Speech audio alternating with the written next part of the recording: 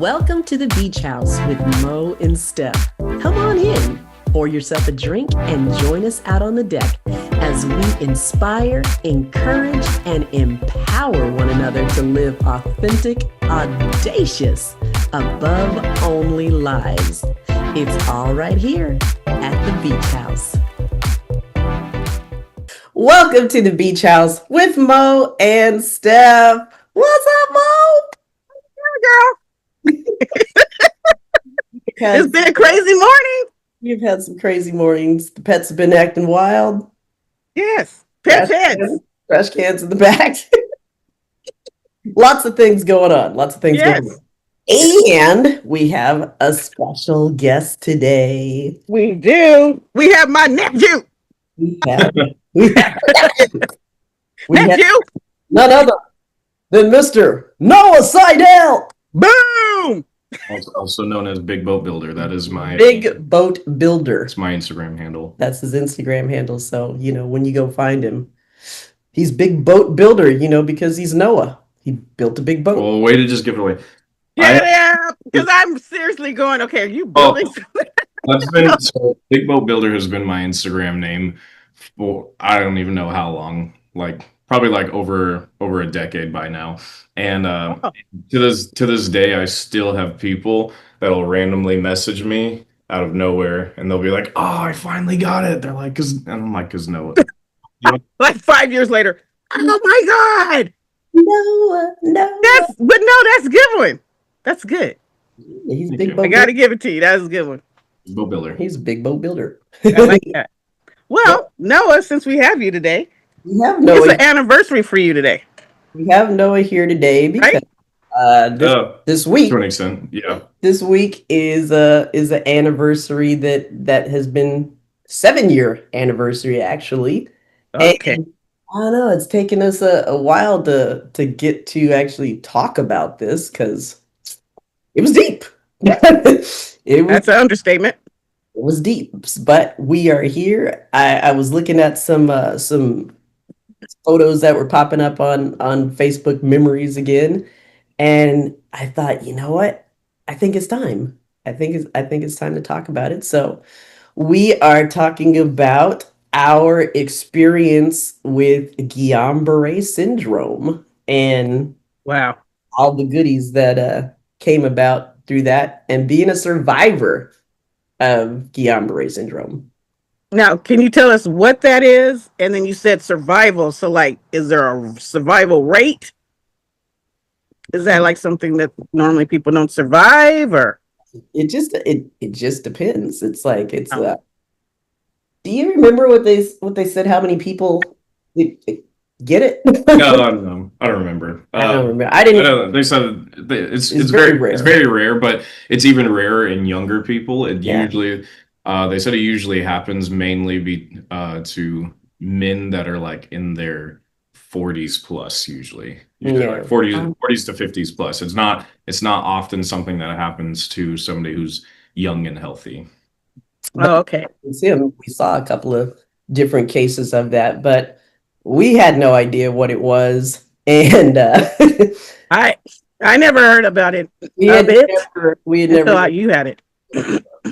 So basically, it's an autoimmune disorder that attacks your nervous system. So it's your own body attacking your nervous system and shutting your vital organs and things down. So what happens is that your immune system goes on overdrive, and then your immune system ends up attacking your nervous system and disconnecting it from your brain. Because basically, your nervous system has this thing called myelin sheath, if I'm saying it correctly. Yeah. But it has this thing that basically surrounds your nerves, and that surrounding is what connects your nerves to your brain, and so it causes your immune system to basically devour and attack and the protection that surrounding case around your nerves, and then that's what disconnects the nerves from the brain. Wow. Now, can you excuse me, can you grow that back? So that's the thing. They said that nerves can regenerate, but they also cannot. So there is no it will or won't. There's either it does and it could happen quickly, or it could not, or it can and it could take a really long time. There's no set time frame of how long it takes or if it'll happen, period. It just either does or doesn't. Wow. So before we get into this, I have tried multiple times to get onto this podcast. I'm just throwing that out there. You know what? Before we make it sound like this has been something that she's. But our people contacted your people, and then that up there. All the people you guys have interviewed, and she's okay. And then whenever you guys had Zach on the podcast, she's like, he was salty about that. She's like, this is perfect. She's like, a young entrepreneur who starting his own business. I was like, bro, I've been doing that for years. It's like, he was just. I'm like, why am I salty about that? But the thing about it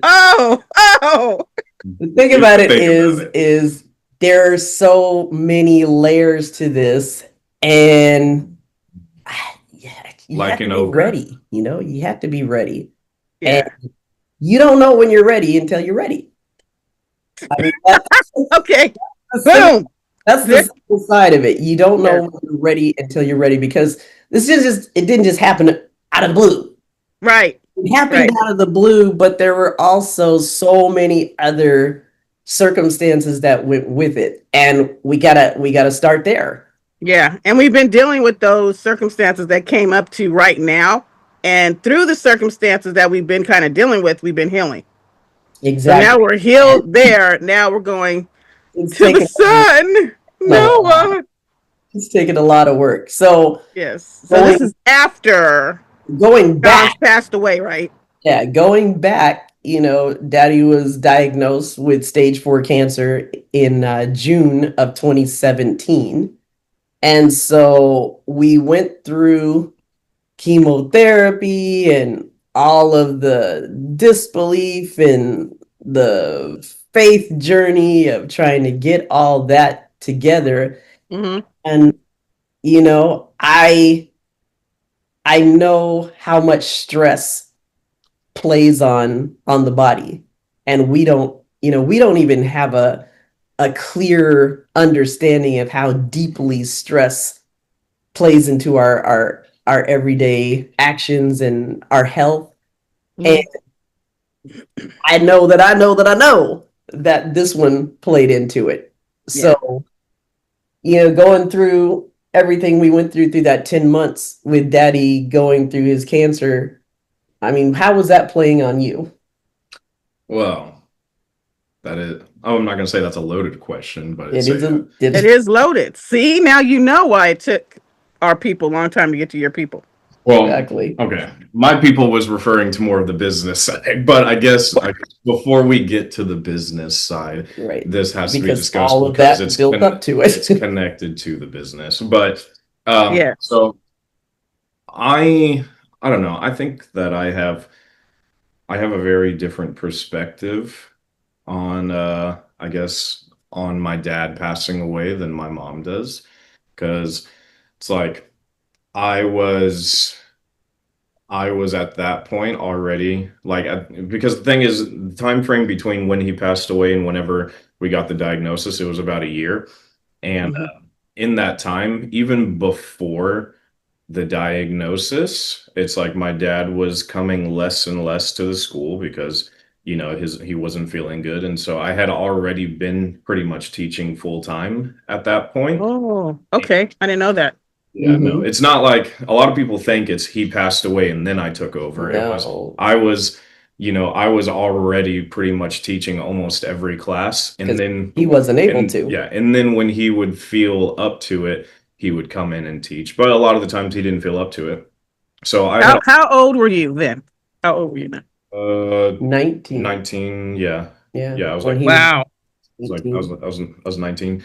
And then so I had already kind of been mentally preparing myself for having to really step into those shoes of taking things over. But it added a different layer to it because I also felt and I have kind of always felt this way. Now, whether or not I should feel this way or not is, debatable, but I had kind of always felt the responsibility of helping take care of my mom, if something happened to my dad, because my older brother has his own life. He has his wife, and he had he was already married with his own house at that point, and doing his thing, and I didn't really Right.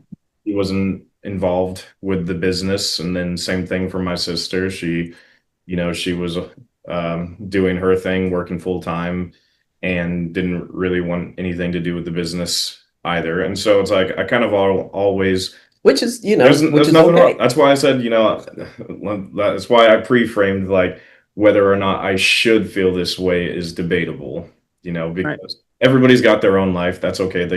Everybody can do what they want to do. There's nothing wrong. Now, question with that is, as far as the siblings, you were more involved in Taekwondo, though, right? Were you still competing at that point?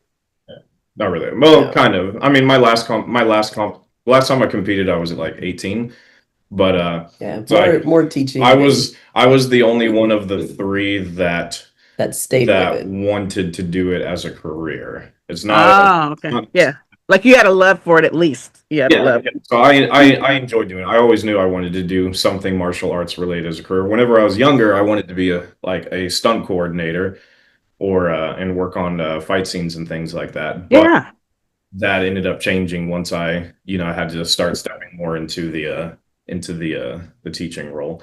But with, I don't know, maybe I guess the responsibility of the school and trying to keep it afloat, that also kind of bled into my relationship with my mom, that I felt the responsibility to help keep her afloat as well. And so I think that's what kind of, I think, caused everything. Is I internally just told myself, it's like, okay, eventually I'll get my time to be able to really grieve and process everything, but have that time. It's like I was looking at my mom, I was looking at my dad, and I'm like, okay, if my dad passes away soon, my mom is going to be an absolute mess, and it's going to fall on me to make sure that the doors don't close, which it kind of did, and to an extent until everything happened. But yeah.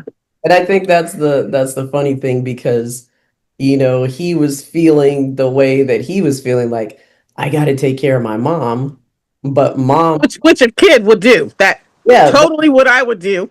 I would think always in the role of, I got to take care of my kids. Yeah. So and Noah saw the bigger. He was seeing the bigger, broader picture, and maybe too, because like you were saying, you were the one that is at home at all time. You're in all aspects of everything that they're doing as parents, because like your Taekwondo school, so you're the one that's in it. You're at home, you're in it, and your John's passing, you're in it. My priority is I have full on. Yeah. Well, you're the one that's next to her. Maybe it was more of just the I don't know, the business guy in me, but my mind immediately, like whenever I saw that, my dad's, condition was getting worse, my mind went to, okay, right now it's like we had his teaching income as a middle school teacher, and then we had whatever little income that we had from the school, and then I'm like, it's about to be just the school. And so my mind was, I do not have the time or the pleasure to be able to really wallow in this, because if I don't, the school's going to shut down and we will have no income. And that's part of that income. Yeah.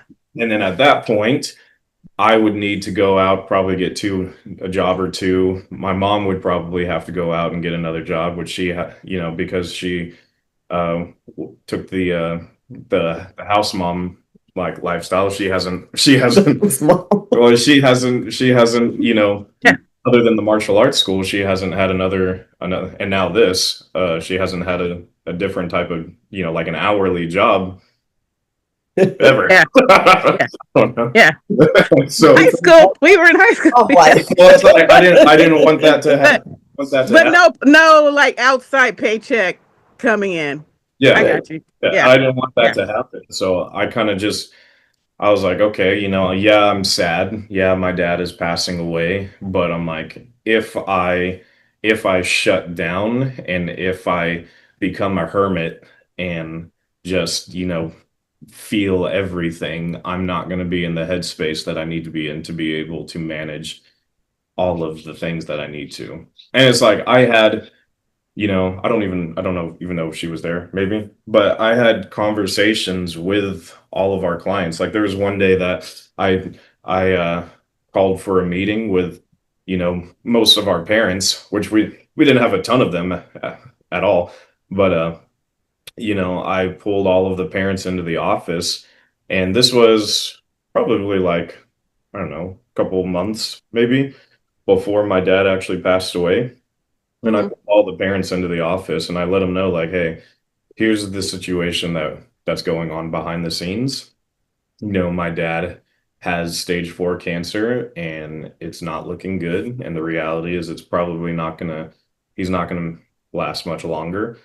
And I'm like, I am kind of I've stepped into that role of being the head instructor and doing what I have to do. And I told them, I'm like, my goal is to make sure that everything for your kids feels exactly the same. Nothing changed. Oh. I'm like, your I don't want your kids to have any idea of what's going on in my life Mhm. off the mat. I'm like, so you don't have to talk about it with them. I'm like, but I just wanted to give you guys a heads up of if there are some days that I look off or that Yeah. like something's not right, like this is what's happening. So that was kind of always, and I think that's what drove me to end up getting to that point is I just tried to not feel anything or do anything because I didn't feel like I was allowed to until the finances were stable. Which makes sense. So were you just kind of like pushing it down, or did you feel that you were numbing it out, or did you feel that it was like a balance of like you're kind of going through life at that time like you're floating on top of something, like you're on top of it? I just tried to think about other You things. know what I mean? Like you're in it, but you're kind of like going through autopilot. I mean, so how I tried to do it was when I was home, I I would try to take everything in that was happening. But when I wasn't home, if I was at the school teaching or if I was you know, with my friends, it's like I just didn't talk about it. I didn't think about it. I tried to be in the moment wherever I was. And so if I was teaching classes, there was nothing else happening but me teaching classes.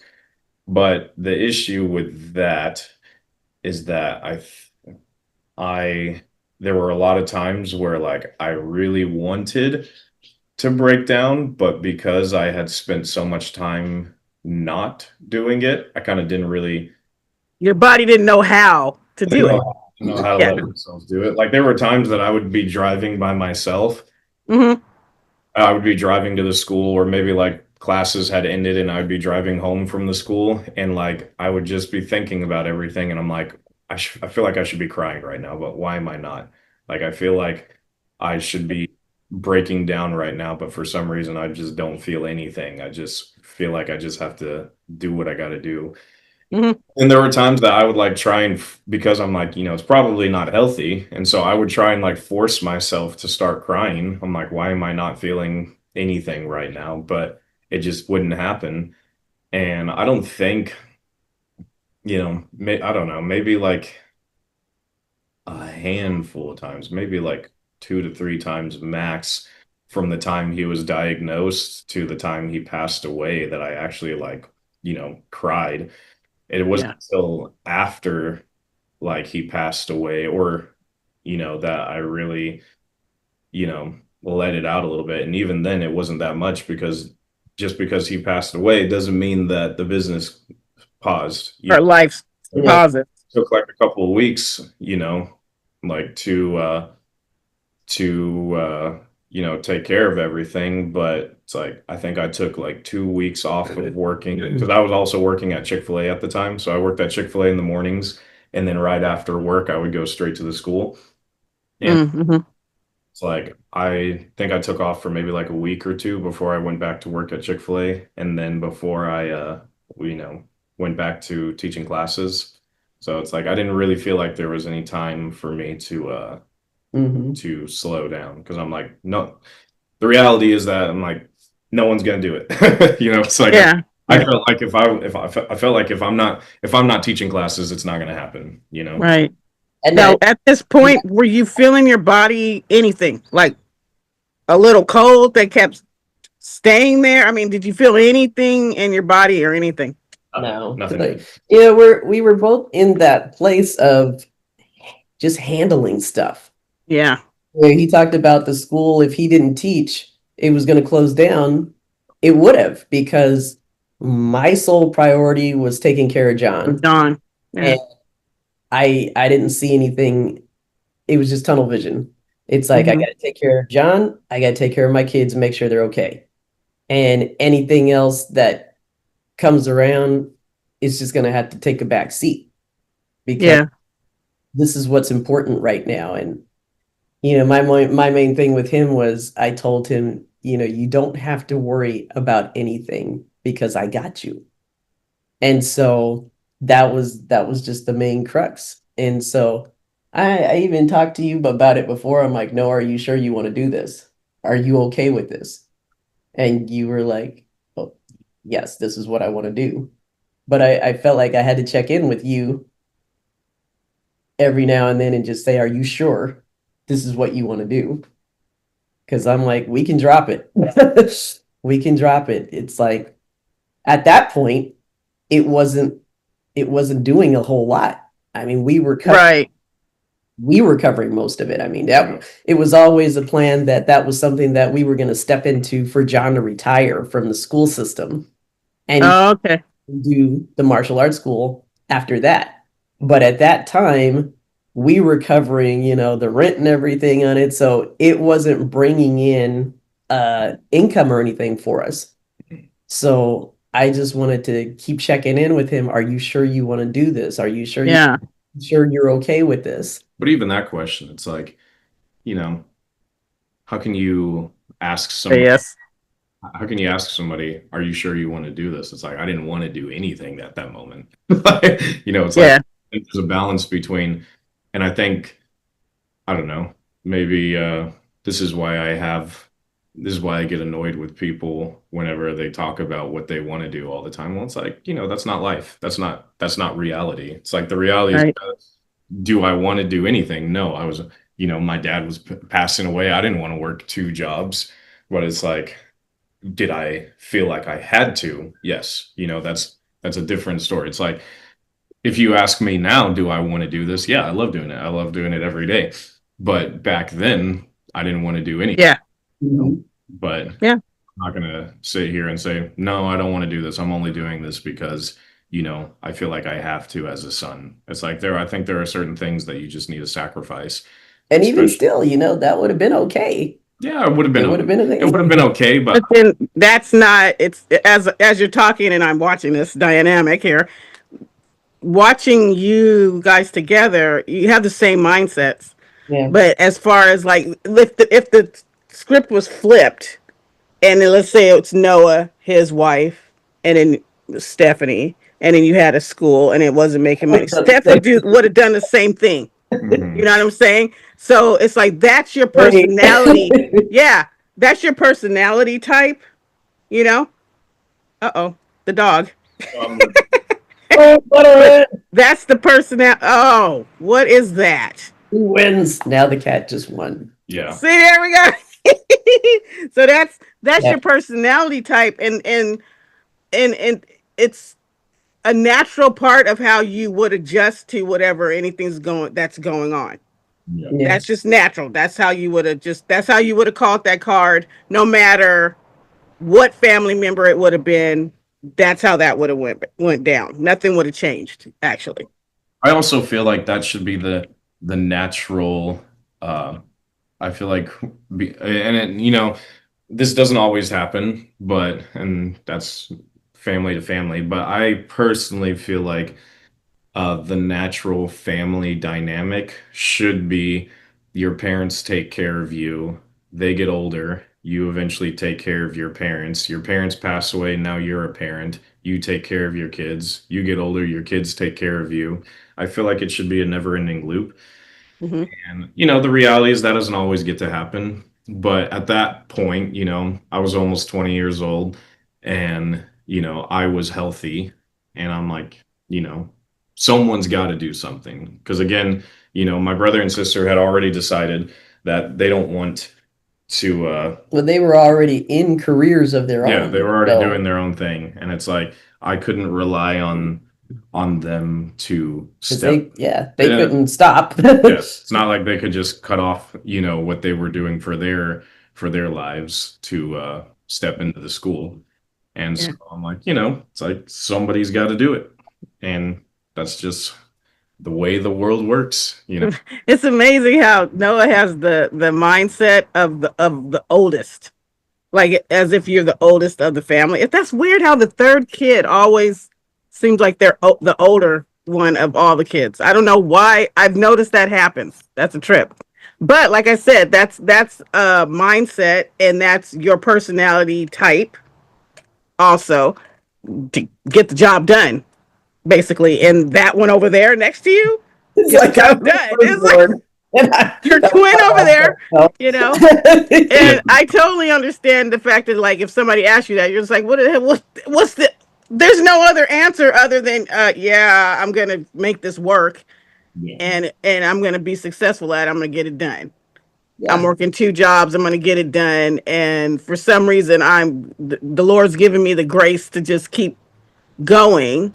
Yeah, it's like, and the fact that you're 19, your body is going, what the heck are you doing? Because you're operating it's like your childhood just stopped, but now you're an adult. Yeah. I think that was the case. That was the case with everybody, because everybody was operating in their space. Everybody was feeling the same pressure, and it affected each of us in different ways. I mean, I know with myself, I started having blood pressure issues. Mm-hmm. He started having thyroid issues. Nicholas was dealing with some depression issues and things like that. So everybody was being affected in different ways because we were handling what we had to handle. I mean, Nicholas had just gotten married. He was just married a few months, and he's trying to figure out how to be the head of a house and a husband and all that stuff. And, Sydney is the only daughter, and this is her dad. And But I mean, that's why it's like so many things in there, huh?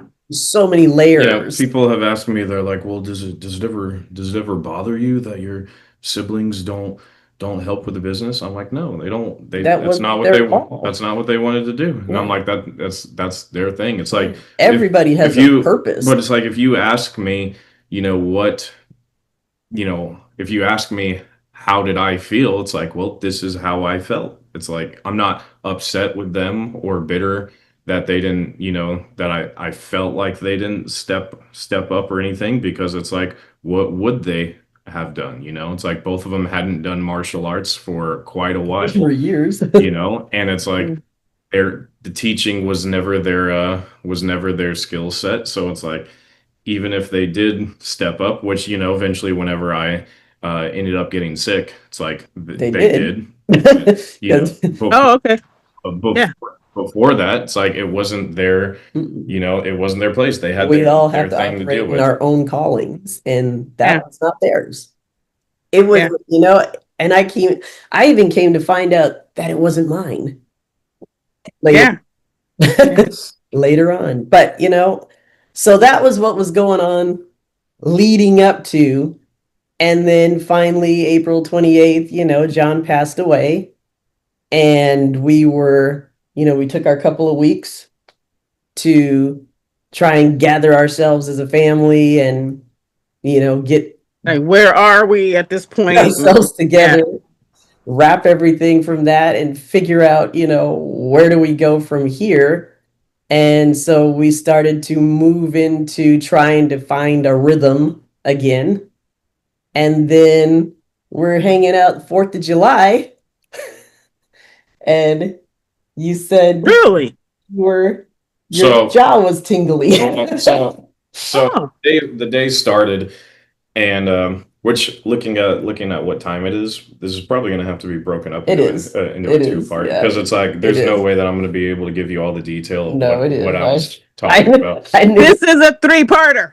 Yeah, there's no way this is going to be able to be broken up into one, because we're already almost Yeah. at like the hour mark. But um, so basically what happened was 4th of July came, me and my then girlfriend, she's not my fiance, but me and Angelica, we were over at Nothing. her dad's friend's house, who Mhm. had a pool. They were having some people over for, a little 4th of July swimming and grilling. And I woke up that day just feeling off. Like my teeth felt almost like numb and tingly. And like that was the first thing that I felt. And I'm like, why do my teeth feel so weird? And but I just figured, I'm like, oh well, whatever. But so I went to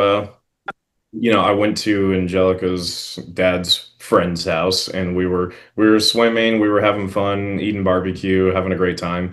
And it's funny, I told Angelica while we were at that pool party, I'm like, my teeth feel weird. I'm like, I don't know what it is. I'm like, I think maybe I just slept wrong on my face or something. And then she started laughing at me.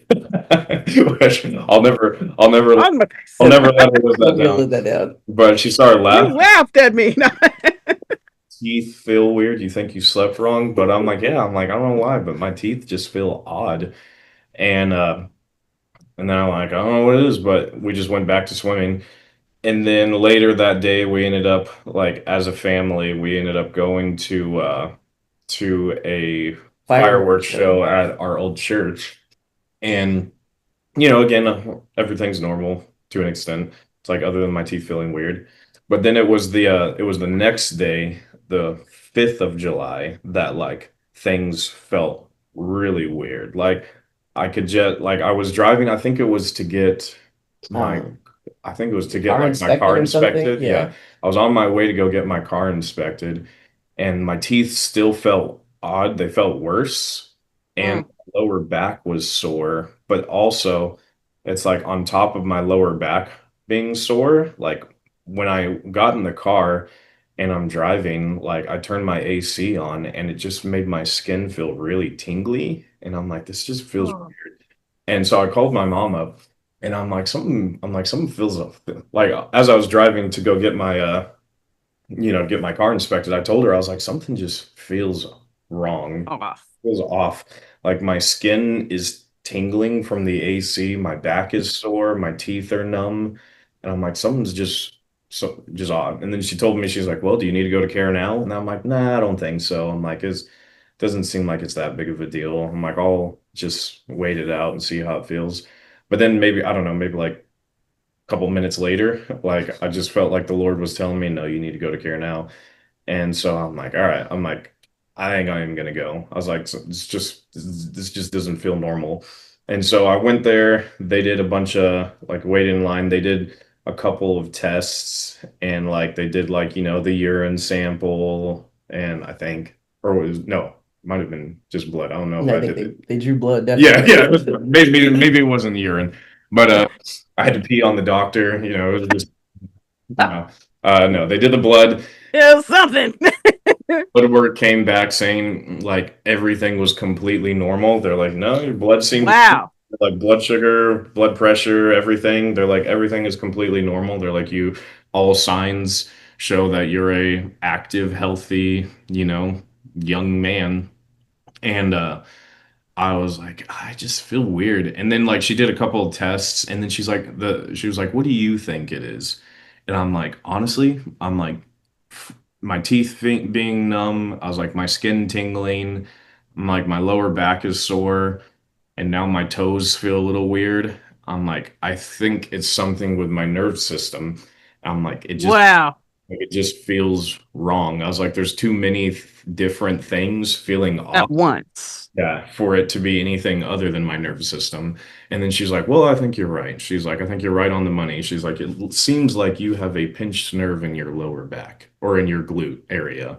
And then she's like, so what I'm going to do is I'm going to prescribe you some muscle relaxers and some steroids. She's like, anytime you have a pinched nerve, she's like, it's going to feel like for the next couple of days, it's going to start to get worse. You'll feel, it's going to hurt a little bit more, but then after a couple of days, it'll start to go back down. I'm like, all right.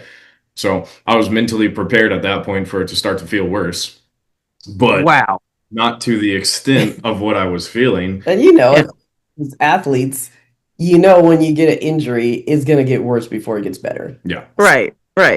No biggie. Yeah. So I was like, all right, let's do it then. So I was like, well, that's good. It's like, it's just a pinched nerve in my glute. And so I ended up getting all the muscle relaxers and the steroids and everything. And, was taking them. And then like the next day felt a little worse. The next day felt a lot worse. And then the next day, it's like within the span of like a couple of days after that, I had to call in from work because I'm like, at that point, my lower back was hurting so much that like I was having difficulty standing. I started having to walk with a cane around the house. And I had a couple of, it's funny, every time I always pull this back up because all of my friends, including Angelica, who was my girlfriend, laughed at me and like thought I was like hamming it up. But I was walking around the house with the cane because I had a couple of my friends over, and then like I ended up like collapsing on the floor because my back just hurt too much, and like I couldn't hold myself up anymore, and I ended up falling. And this is within 3 days, like it was in a couple of days, and so Nicholas ends up Nick, for those who are listening who don't know who Nicholas is, my older brother, but he ends up, helping me because he was at the house that day also. He ends up helping me up, and then I'm like, I gotta go lay down. I'm like, I'm sorry, guys, I can't be down here anymore. I'm just in too much pain. And then, he helps me up to my bedroom. And I guess apparently while I was down there, they were making fun of me, talking about how much I was like, babying it, and like the cane and the falling was so unnecessary and all that. Oh my goodness. That night, as I'm laying in bed, just like my back just screaming at me. I don't know. And I told him, if it's not any better by tomorrow, we're going to go back. We're going back to the doctor. Yeah. So I'm FaceTiming Angelica, and this is also kind of a funny story, but boy, Angelica's getting it. No, I'm laying on my side on my bed, FaceTiming Angelica, and I'm just like, I feel terrible. I'm like, my body feels horrible. And then just in the middle of our FaceTime call, I just throw up. And like, I'm just like, like right in the middle. Oh, but your body is like just like everything. Tripping. It's just shutting down. Yeah, everything's just going haywire. And then so it wasn't the next day, I don't think, that I ended up going. Yeah, I think it was. Or maybe. Yeah. Yeah. Because you were pretty bad off, and I said if it's not any better the next day, we're going. Yeah. Well, I ended up and like, that was when you woke up. That night. If it wasn't that night, it was the night after at least. But like the pain in my back was just excruciating. Like I just could not sleep. There was no position that made me feel any kind of relief. And I ended up posting on my I posted on my Snapchat story, and it's funny. I guess it was, like it was the last post that I ever put on my Snapchat story before going into the hospital. And this was the last time anybody had heard from me.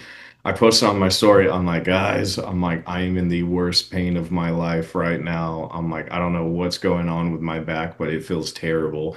And like, that was like my Snapchat story. And then I hadn't posted since because the next morning, well, my mom ended up, so she had a stash of some of my dad's old drugs. And so the ones you were supposed to get rid of. He had some leftover hydrocodone or whatever. Yeah. And so she tried giving me that, and it just didn't give me any kind of relief. Like, it made me Right, because it's nerve stuff, so that's not gonna feel even like touch a that. little, like, maybe it made me like fall asleep easier, but like the actual pain just was not any better.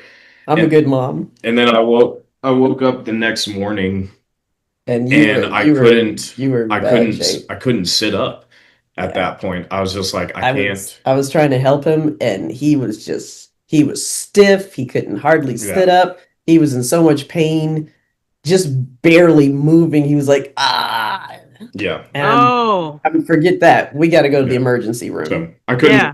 move anything. But on top of that, like, one of the worst parts was I hadn't gone to the bathroom in like 3 days because I just could not go to the bathroom.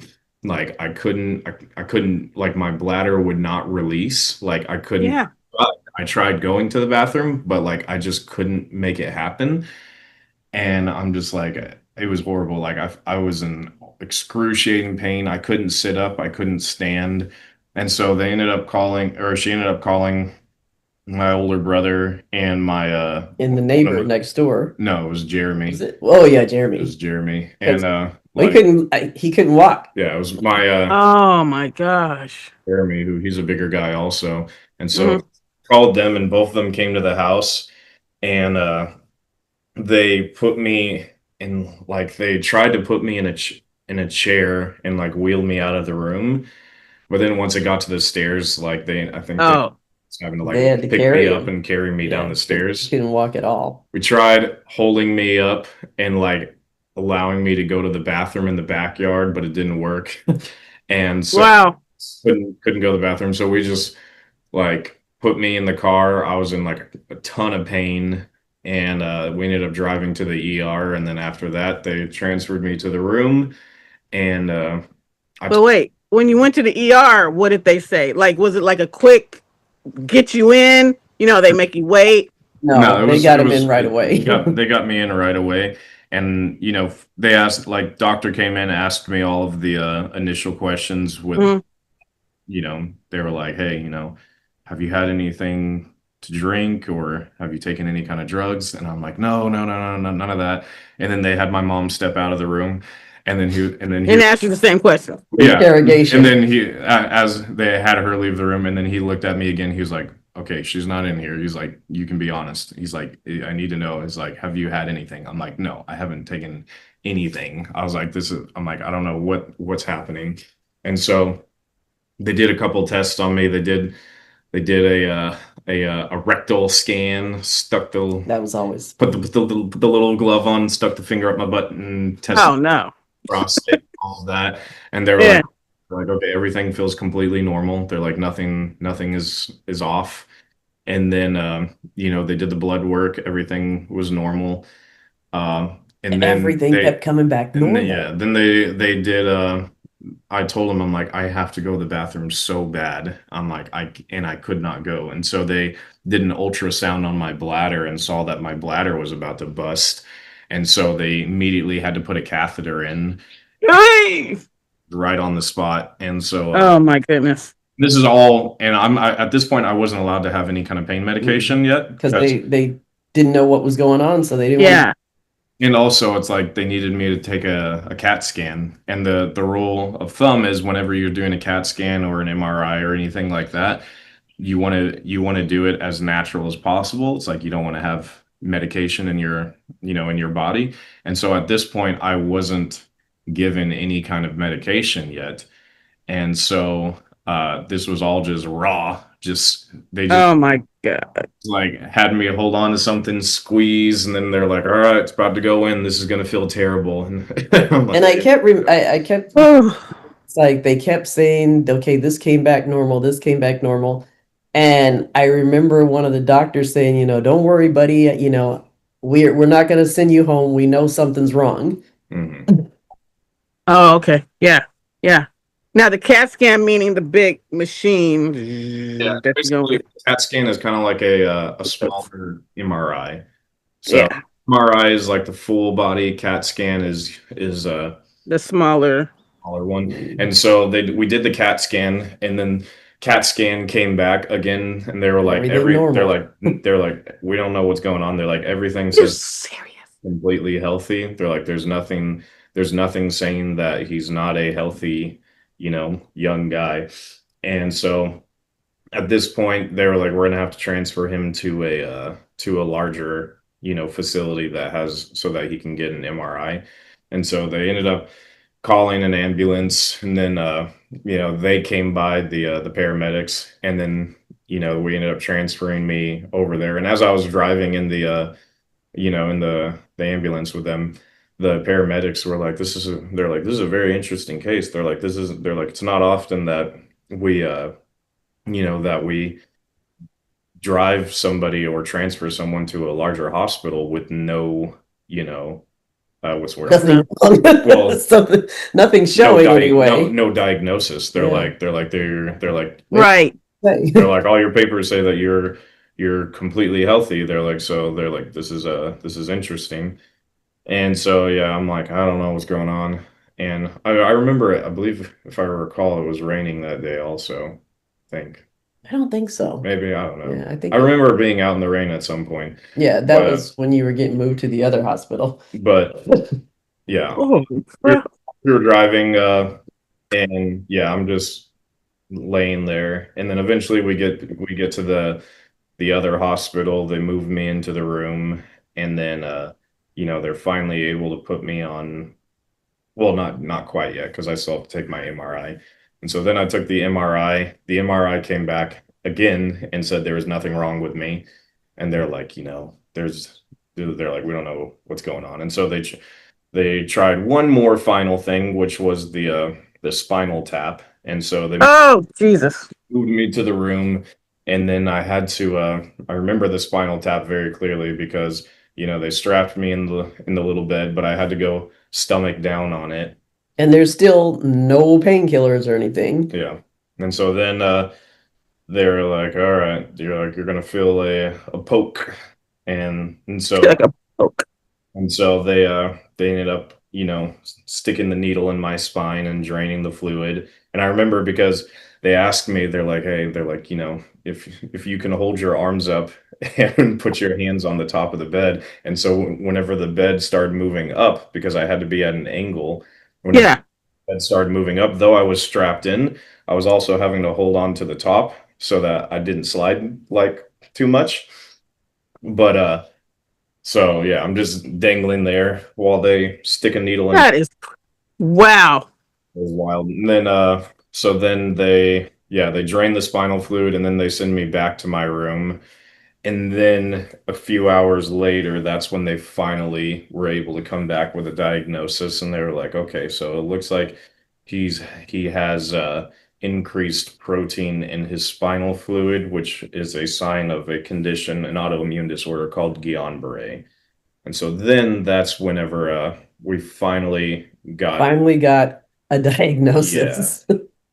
And from that point, we had never heard of it before. Had no idea what it was. So they gave me a little pamphlet to just kind of outline, and I just got on the internet, and I'm just like, what is Guillain-Barré? I don't even know what that is. Yeah. And, that's when everything started. That's when everything started. And I think that's a good point for us to leave off right now and come back. Yeah, let's take a break. Because this was just the beginning. Wow. All right. Well, we'll be back, people. Make sure that you come back next week, because we're gonna get into what this whole thing was. Yeah. Yeah. Well, thank you, Noah. It's got to be a different day, though, because can't do Wednesday, because I have my tattoo scheduled next Wednesday. Okay. Well, did your people tell our people this? I mean, hey, my people didn't know this was going to be a multiple part thing. Well, tell your people this is probably going to go 2 more episodes. So, no, maybe 4. No, like 3 more. You know why I'm saying this? Because I want to end the episode with your honey lump on here. Oh, I want to end it there, and what's happening in the future That's what I want. The honey My lump. honey lump. Honey lump. Lump. Angelica. Yes. I think she would enjoy that too, because Yes, please. never really, I mean, she has to an extent, but she's never really gotten to talk about Explain her her portion. perspective of everything, because she was at the She was there with you, right? Like full on the whole time as a friend, then really, but oh no. well, It was girlfriend. it was as a friend under the radar. And it was funny because You know. I remember it was a couple of weeks before John passed, and people were coming over to the house and stuff. And Angelica was one of the students at the school. Yeah. And she's also 17. Well, no. What is she? Yeah, she was 17 or 16. You both them. Yeah. And so I remember I opened the door and I see her and her mom at the door. And I'm like, oh, come on in. And I told Noah, I said, why is Angelica here? Her mom wasn't there. Oh, somebody dropped her off. Yeah, it was a friend of hers. Oh, okay. But I'm like, why is Angelica here in my house? And he's well, Mom, what had happened was I asked her to come over, and I'm like, why? wow. So he's like, Man. we're kind of seeing each other. So I'm like, oh Yeah. Very good, Noah. Under the radar. Got you. I didn't say it at that You point totally yet. did. No, You I did. didn't. But Oh. You totally we were still flying under the radar at that point, but yeah. They were. Well, that's perfect. And we're gonna take a break, and we're gonna come back to this. And you know, thank you for letting us in. Subscribe, share. Yep, subscribe, share, and What are you saying, Monique? just thank you for. He's like, excuse me, I was getting my thank yous. I was listening. No, thank you, really, for letting us in this journey with you. You know, and just I'm seeing God through the whole thing, but as this is going, I'm just like, wow. Mm-hmm. You know, because this stuff happens so fast. Yeah. Very And fast. so, yeah, I'm excited to see where this. Well, I know where it's going, but for our other family out there to see where this is going, and wow, that it took that much of technology to figure out what it was and how it was so hidden. Yeah. Mm-hmm. Because somebody could have just stopped at that at the beginning, and that he was like, whoa, man, God's got a plan for your life. And he's like, yeah. Not only are you learning and going forward with this situation, but through all this stuff, these doctors are learning too. Yep. You know what I mean? It's just how he just encompasses everything. But yeah, let's take a break and we'll see you again on the beach house, people. And hey, bring your butts back. That's all I got to say, because this is about to get deep. Love you guys, and have a great rest of your day, and teach some little babies. Peace. Peace out.